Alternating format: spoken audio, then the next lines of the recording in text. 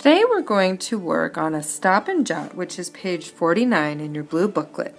Your learning targets are, I can stop and jot notes from my reading, and I can write what I think about what I learned from the book. I'll be reading the book about presidents and taking notes in my blue booklet on page 49. Follow along as I read. Why was Washington the only president who didn't live in Washington, D.C.? The city wasn't built yet. Washington chose the site of the capital city that was named to honor him, but he himself lived in the temporary capitals of New York and Philadelphia. Here are my notes from that first paragraph in the book. They named the capital Washington, D.C. after the first president. Then I wrote down what I thought about that. I think it's cool that they honored him, but it's sad he didn't get to live there.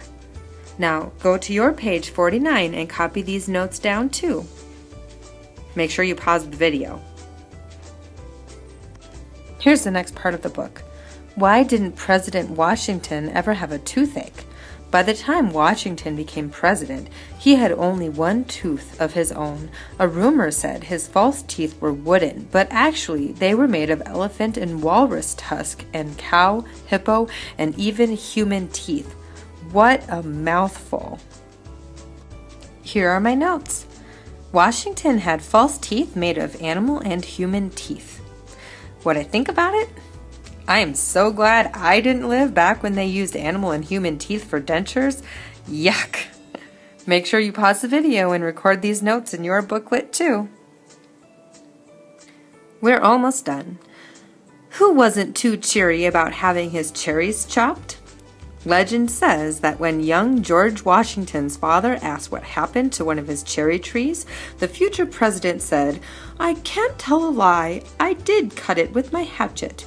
In fact, a writer made up this story to show how honest Washington was. What if we say the cherry tree attacked him first and that George had to defend himself? Here are my last notes on the book. George Washington didn't really cut down his father's cherry tree. It's a story to show how honest he really was. And what I thought about it? Why don't people ever tell about the real things Washington did or said to show he was honest? Sometimes what you think about your book can be a question. Make sure you pause the video and get these last few notes copied down into your booklet.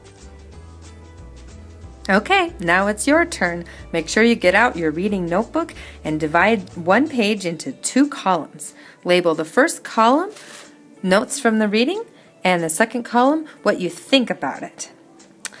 Here are your learning targets again. Make sure that you stop and jot your notes when your brain starts to fill full of new information, and always think about what you're learning from the book and jot it down quick. All right, good luck and have fun reading about the presidents. Oh, and make sure you grab the book that you were reading yesterday. Good luck!